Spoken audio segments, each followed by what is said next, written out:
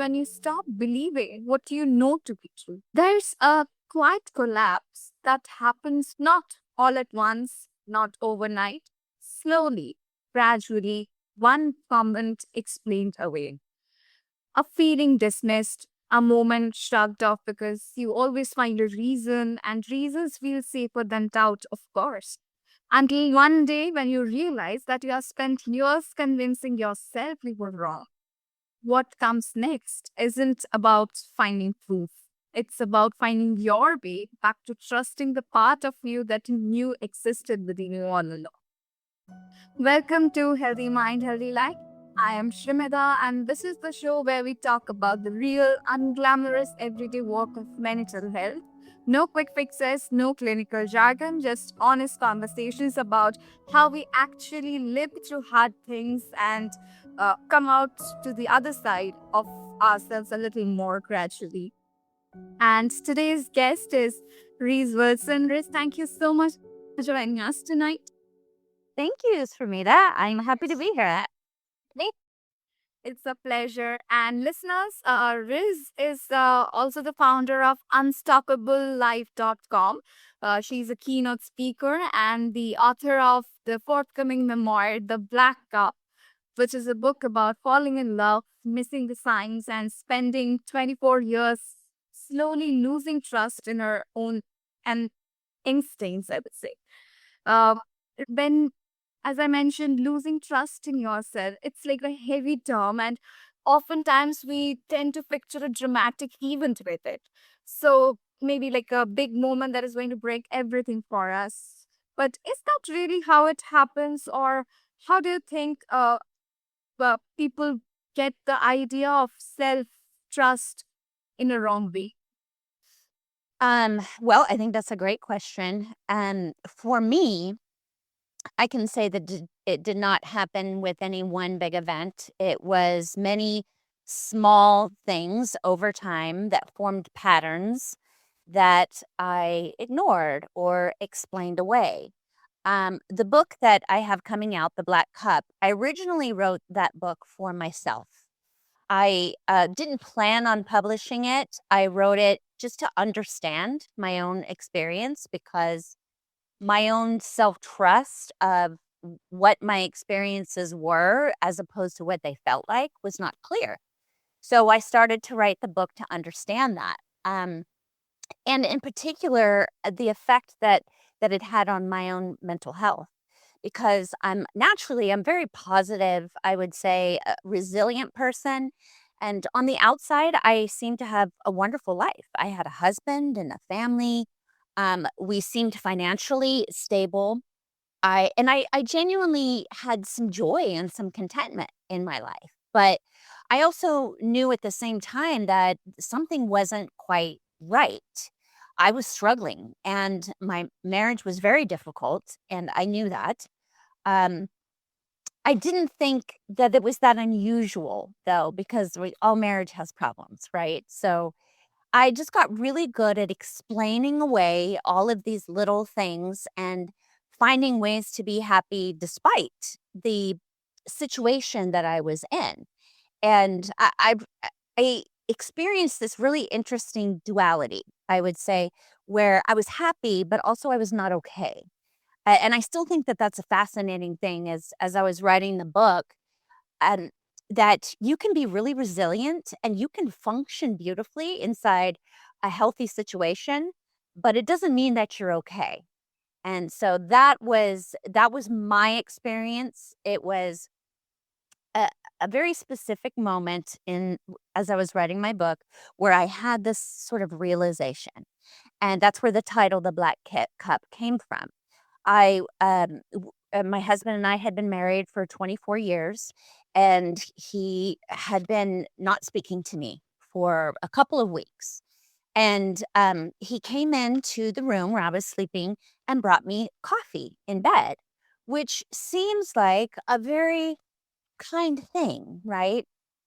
But the interesting part is that I have this weird thing where I love my coffee in a white cup. It's just my thing. I don't know why. And he brought me coffee in a black cup. And I just thought, 24 years we've been married, and does he not know that I want a black cup or a white cup, that I prefer a white cup? Have I not been communicating to him the things that are important to me? Or is he doing this on purpose just to test me to see if I will complain? And it was this very tiny moment, this very small thing that became a really huge wake up call for me because I suddenly started to see the patterns that I had been overlooking over time. Absolutely. And since you mentioned term pattern and you brought it context of your marriage, so what is the difference you would say between a pattern and an incident? The small incident that you mentioned, and that led to a bigger pattern recognition. So, how does one actually start doing that instead of second guessing every single thing? Yeah. Um, how do you do that? Boy, that's a good question. Um, I eventually got there. It was a process. I don't think that you necessarily see it one day. I think that I was beginning to see it little by little over time. It was that small moment with the black cup that just sort of lit up all of the past moments and brought everything into view. I would still second guess myself for quite a while after that. Um, but I really started to take in information on the types of behaviors that I was seeing and understanding the dynamics, and that helped. I think that knowledge is power. And just because you understand something doesn't always necessarily mean you're going to stop feeling it. Um, you still will, but that's the beginning. The knowledge, the educating yourself is the beginning of understanding it, and that's a very important step. Totally. And since you talked about, your personal experience. So this tension between wanting to compare and wanting to be honest with yourself, how did it show up for you in this situation? And maybe looking back, what do you wish you would understand sooner about yourself that, uh, about that pull to keep giving yourself the benefit of doubt, maybe? Hmm. I would say that well, like I said, I was functioning inside of that relationship and I was functioning beautifully, it would have appeared. Uh, but it did catch up with me. And I got to a point where my mental health reached a crisis point and I was beginning to self harm. I spent a little time in a behavioral center. And what's fascinating is that I was still trying to understand what was wrong with me. I wasn't looking at the environment I was living in, but it's as if my body understood before my mind did. So I would say, as far as coming to a realization of what was going on, my body started to tell me before my mind did. Absolutely. And there's this idea that self trust is different from self confidence. So maybe confidence is going to tell you, I know how to do this, but self trust might tell you, I trust myself to figure this out. So this distinction has rebuilt a lot of people's lives, and maybe this has also been the case for you. And if you would like to share a little with us about this as well. Yeah, absolutely. I definitely think, especially for somebody that overthinks every decision, right? You can agonize over making the perfect decision, and that can paralyze you. So you don't do anything. Self-trust is when you trust yourself to know that even if I make the wrong decision, I'm gonna work with it and I'm gonna be okay because I have the power and I can pivot and I can change and I can do things differently. So, and when you trust your own resilience and um, your own intellect and your strengths, then you know that you can get through things. So I think for me, that was definitely a huge part in rebuilding that. I started to build a website before I knew how to build a website, and I just figured it out. I um, started to write a book before I knew how to write a book, and I figured it out. I started to build a brand and a voice and write a keynote speech before I knew anything about doing public speaking. On that type of a platform. So I just eh, what was important to me was to just start moving, to start that momentum and trust myself that whatever happened, I could figure it out. And so that was definitely a very big part for me of being able to rebuild was just trusting myself that I could. Totally. And I think you mentioned something very important that we need to take the first step and just be assured of the fact that we are not going to abandon ourselves in the process, just to be there, to be present. Yeah. And totally. And Reese, but there's also this harder part to it because rebuilding anything is not linear, let alone self-trust, which is definitely a difficult task. There will be setbacks and there will be times when we fall back into the old patterns. So, how do you suggest we sustain this work over time without feeling like we are starting over every time we stumble a little? Ooh, that's a great question. Uh Because we do feel like that, don't we? We do feel like, we could make 5 steps forward, and if we stumble 2 steps back, we feel like, "Oh, what am I doing? Why am I doing this?" But you know what? I think I learned something actually from I decided to run a half marathon years ago, and I was not a runner. I did not like running. Even in high school, I hated when we had to run. And, a friend talked me into just starting to train and give it a try. So, I started the training process, which started out very slow. You would run for 1 mile, and then you bump it up to 2 miles, and you just kind of keep going that direction. I remember the first day that I ran 6 miles. I thought, "There is no way that I will ever be able to run 13 miles," because that is a half marathon. But I kept going. And when the day came for the race, I ran the full 13 miles and I felt great. And I realized that really you can do just about anything you put your mind to when you put one foot in front of the other. That's really all it is. You play games with your mind when you're running like that. You look to the end of the street and you say, I'm just going to run to that stop sign, or I'm just going to run to that car, or I'm just going to run around that corner. And you do that with yourself the entire time that you're running. And it's the same principle, really.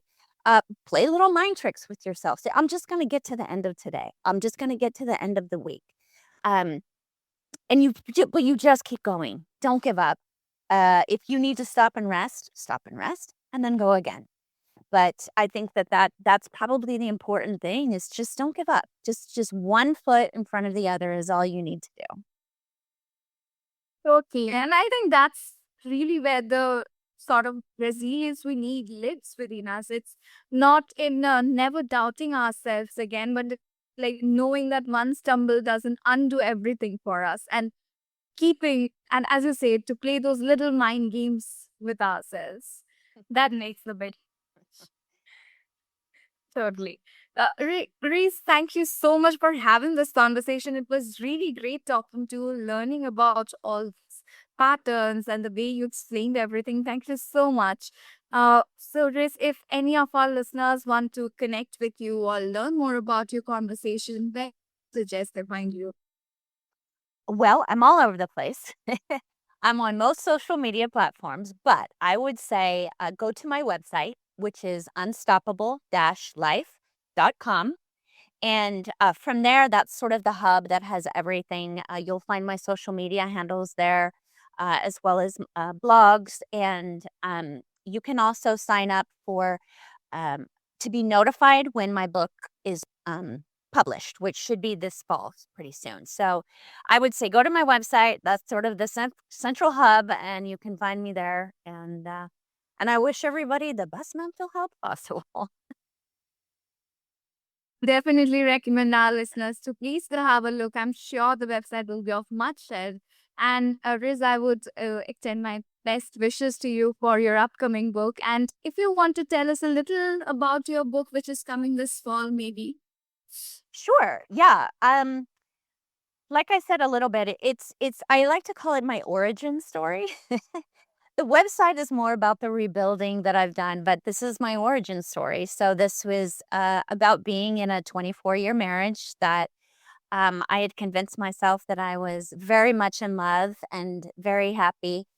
But through time, I started to realize that I was in a very toxic relationship, and I had been trained to not notice it. I had been trained to explain it away, and it did take a toll on my mental health. But I was able to um, get some clarity and some understanding and break free from that. And from there, my life has been great. And I'm really happy with the things that are going on in my life now and how I'm rebuilding and the opportunity that I have to be able to share that experience with others and hopefully help them to see in actual demonstration the kinds of things that we talk about, which can sometimes be vague. But with mental health, to be able to just see a story and recognize these things in a story, I think really helps to make it real for people. So I'm excited to be able to do that and hopefully help people that maybe find themselves in a similar situation. Sure, your origin story will do great, Reese, and all my best wishes to you. And listeners, please try to go have a look. I'm sure it will be of much help. Riz, thank you so much for having conversation with us today. And to all our listeners, um, I would say you don't need to have all the answers to start trust yourself again. Maybe you just need to stop explaining to yourself what you already know. Uh, don't ignore it. Just notice those patterns and be present. Pay attention to those quiet signals that really matter. Keep noticing, keep asking. Until the next time, take care of your mind, and I'll meet you on the next episode very soon.